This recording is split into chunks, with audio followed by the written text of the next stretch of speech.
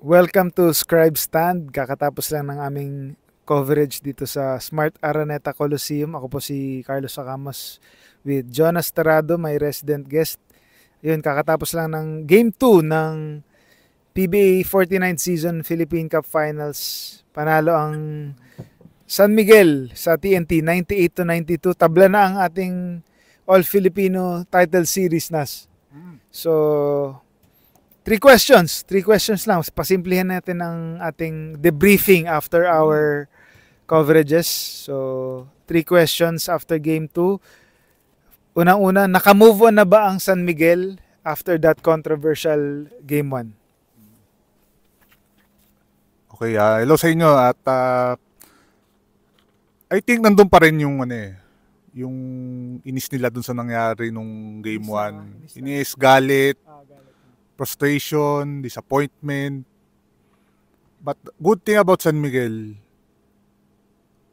either na itabi nila yon or ginamit nila ikanga nila, fuel in the whatever, kung naman yun. At nakita naman sa laro na talagang bukod dun sa they came out with a good start, maganda yung paglagay nila sa starting lineup kay Chris Ross and Mo Tautua.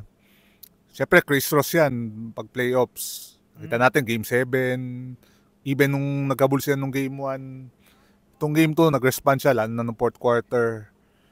Karamihan nung mga nangyaring plays doon, nandun si Chris Ross. And of course, Mo Tautua. Alam naman natin si Mo Tautua, pag nakikita natin yung napakabait na tao, masayain, mapabiro. Ni-expect natin pagdating dito, baka may konting yung gigil siya, yung konting galit. Pero ganun pa rin yung personality ni Mo, and hinayaan na lang sa court na gawin yung niya, he let the game do his talking. So, yun na, nag-respond siya, 14 points. Malaking bagay yun pag pag si Mo, malaking bagay yun for Junmar kasi kahit papano, naibsan yung kung yung kinakargan ni Junmar. Expect naman natin si Junmar, kailangan nandun Pero kung si Mo Tautua, yan, sila Rodney, nakakapag-contribute din, mas nagiging mahirap talunin ng San Miguel. And it's a good way for Mo na makabawi siya after nung yung frustrating call sa game 1 na yun nga, tinawag na basket interference. And si Mo kasi minsan may bad game siya. Minsan, I guess sa mga San Miguel fans, minsan mapapakamot kayo Pero pagka ganito ang laro, ma-appreciate mo kung bakit si Mo Tautua may part sa career niya na talagang may reason bakit reliable siya. Like we said before the finals, crucial siya crucial siya dun sa isa sa mga crucial sa posibleng success ng San Miguel dito sa series. So basically parang chinanel ng buong San Miguel yung frustrations nila, yung galit nila nung game 1 dito sa game 2. And yun nga, nagpakita siya nung first half pa lang, they led by as many as 13 points bago medyo na-erase ng TNT yung in the second half. Pero eventually naka-hold on yung San Miguel to tie the series at 1 game apiece. And yun, kung titingnan ko tong box score, feeling ko yung mga gumawa today, yun yung mga involved nung game 1, Brad. Kung papansinin mo, Don Troliano, leading scorer na San Miguel, he was the one who, yung last play after the, di ba, involved siya after nung basta siya ba yung nagpalamang ulit dun sa nag-cause ng lamang ulit, parang lumamang yung TNT, di ba? Yun ba yung, basta involved siya dun sa final moments ng game 1 Ano ba final moments ng game 1? Ano ba na yan? Alam ko. May mga key shots din siya nung mahabol San Miguel nung game 1 but itong game 2, actually, ang dami niyang big shots nung fourth quarter eh. Parang hindi mo iisipin na after ng game 22 points siya eh. Actually, maiisip mo lang, uy, si Toriano may tinira na naman. May ano. Pero si Don Toriano kasi ano eh, talagang lumabas yung laro niya sa NLEX nung 2023 na kaya na niya mag-score. And I guess dito sa San Miguel, dahil napakalalim ng lineup nila, dami yung depth, kailangan niyang kahit mag-scale back dun sa pagiging offensive player, minsan contribute sa depensa, pero pag yung may mga kailangan siya, tulad itong game 2, yun, nakita naman natin, 3 points, pwedeng minsan may mga layup siyang crucial. So good game for Don Toriano tonight. Yeah, and the two other players na feeling ko nag-step up, yun nga, syempre Motau Tua na was the center of the controversy last game. So pinakita niya na parang wala lang nung nangyari nung game 1 kasi feeling ko mas lumabas yung totoo niyang laro. Hindi dahil may nangyari nung game 1, but feeling ko ito talaga yung totoo niyang laro. Mas nilabas lang niya kasi feeling ko mas nagkaroon siya ng freedom, mas kinailangan din siya kasi dahil feeling ko na si Coach Leo parang binanggit rin sa kanya on game day. Kanina lang sinabi na magsa-start daw siya, so feeling ko na-excite siya. Hindi dahil he wanted to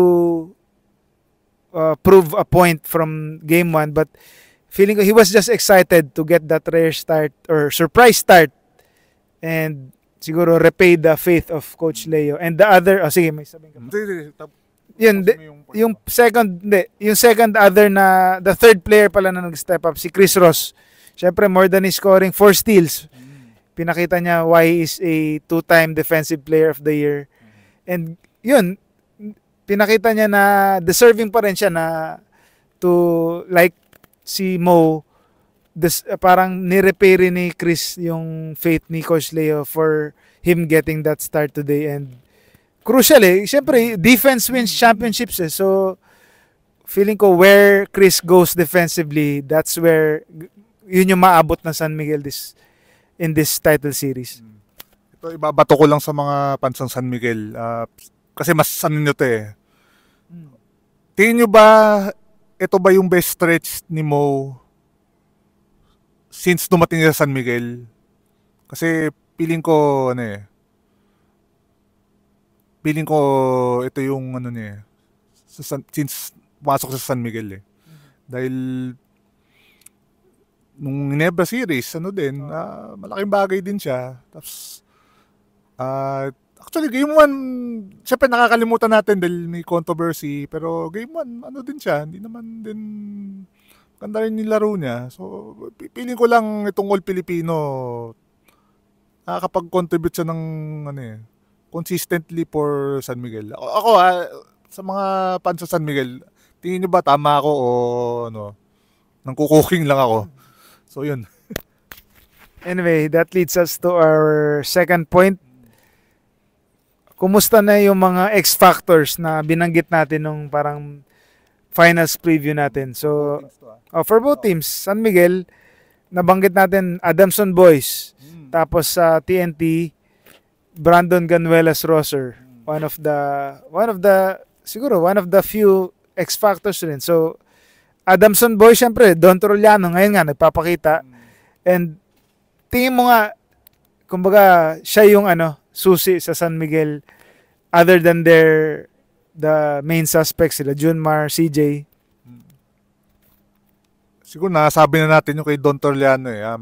I guess we can describe him minsan silent operator din, silent killer.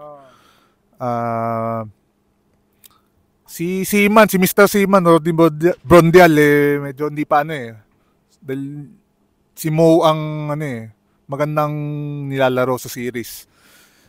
Jericho Cruz, defensively itong game 2, laking bagay din yun. Parang may times siya na rin, siya ba? Parang kay heading ba? Parang may times tumatao.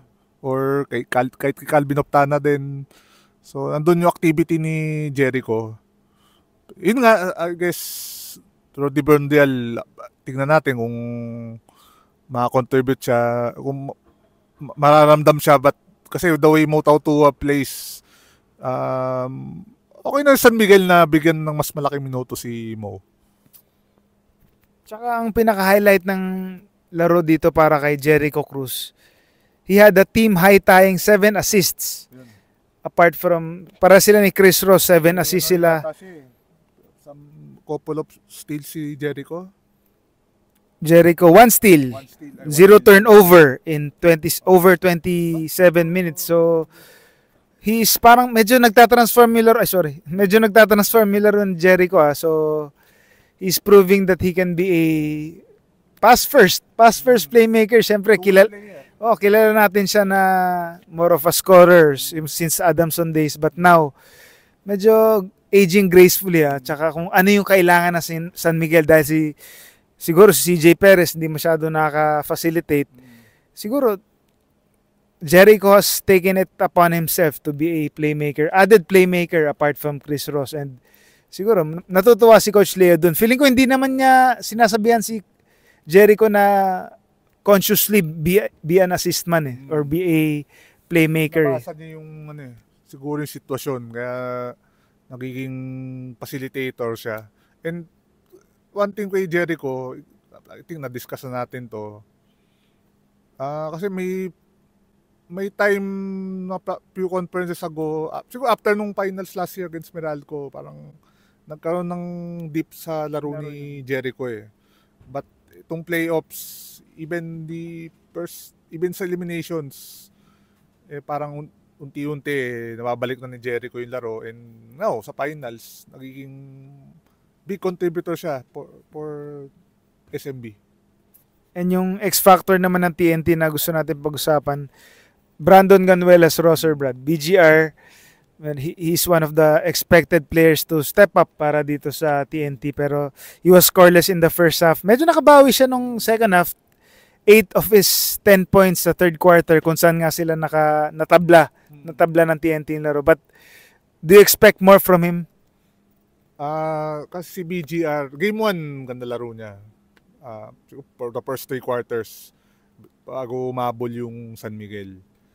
Game 2, foul trouble siya kagad Tapos, mayroon pa siya nung fourth quarter na, parang gusto niya makabawi kay Chris Ross. Inanon niya na parang useless foul.